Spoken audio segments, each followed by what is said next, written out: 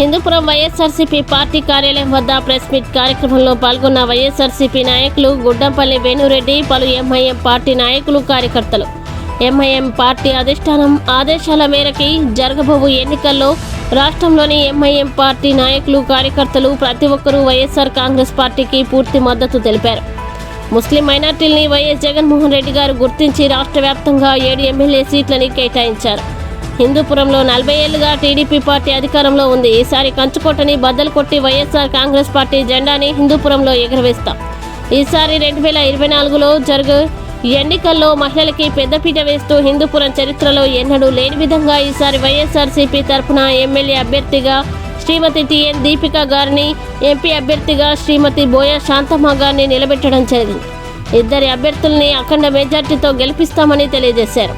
ఈ కార్యక్రమంలో MIM convener Munna, incharge Mansoor, నాయకులు ఇమ్రాన్, ఆజాద్, మన్సూర్, రెహమద్, జిలాన్, తౌసిఫ్, బల్లు, వజీం, జాకీర్, నూర్ అహ్మద్, అబ్దుల్ బారీ, ఇదయతుల్లా, జావిద్, ఇతర నాయకులు తదితరులు, కార్యకర్తలు పాల్గొన్నారు.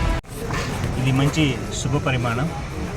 మన ఎంఐఎం సోదరులు అందరూ వాలంటీర్గా వచ్చి మా వైఎస్ఆర్సీపీ పార్టీకి మద్దతు తెలుపుతూ హిందూపూర్లో వైఎస్ఆర్సీపీ క్యాండిడేట్ అయినటువంటి దీపికమ్మ, అలాగే ఎంపీ క్యాండిడేట్ శాంతమ్మ గారిని గెలిపించాలని చెప్పేసి స్వచ్ఛందంగా వాళ్ళే ముందుకు వచ్చి మద్దతు తెలపడం చాలా మంచి సుపరిమాణం అని చెప్పేసి ఈ సందర్భంగా తెలియజేస్తూ మా ఎంఐఎం సోదరులందరికీ మనస్ఫూర్తిగా ధన్యవాదాలు తెలియజేసుకుంటున్నాను. ఆదేశాల మేరకు ఎంఐఎం పార్టీ హిందూపూర్ నియోజకవర్గంలో దీపికారెడ్డి గారిని మద్దతు తెలుపవలసిందిగా కోరడమైనది.